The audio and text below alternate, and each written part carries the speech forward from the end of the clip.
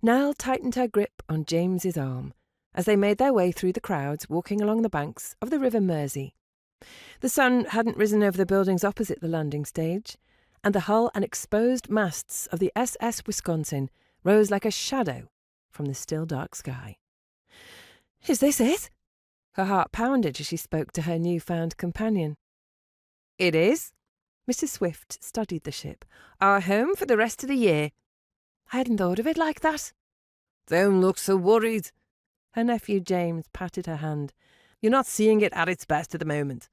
Wait until you're on the open ocean and the sails are fully rigged. Then you'll appreciate it." Nell watched a steady stream of black smoke billowing from the chimney. "I hope so." "Come on, let's get you settled. You'll feel better then." Mrs. Swift made her way onto the gangplank, and Nell watched as she climbed towards the opening at the top. "She makes it look so easy." "That's because it is. You go straight up, and I'll follow with this." James indicated to her bag as Nell took a deep breath.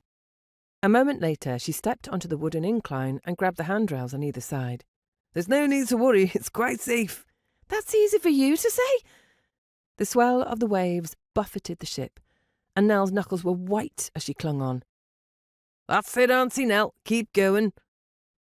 She wished she could turn around and hold his arm, but she daren't let go until she had both feet firmly on a solid platform. "You'll get used to it." She looked up as she approached the top, and smiled as Mrs. Swift waited for her by the entrance, an arm outstretched. "That's it. You're here now."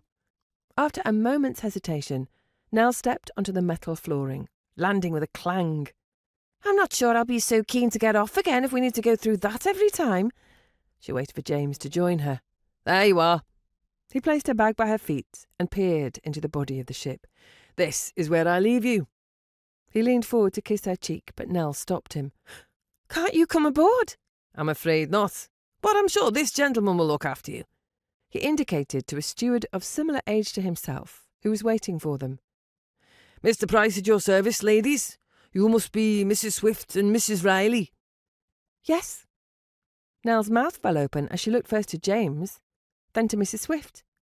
"How do you know?" "There are only 3 female crew members on board, and I saw a matron upstairs before I came to meet you." "Oh, I see. That's one more than we had last year." Mrs. Swift's dark brown eyes sparkled. "I was on my own for most of the time, so having you here will be a pleasant change." James nodded. "We typically only have 1 stewardess on our ships too." He took out his pocket watch. "Right, I better be going.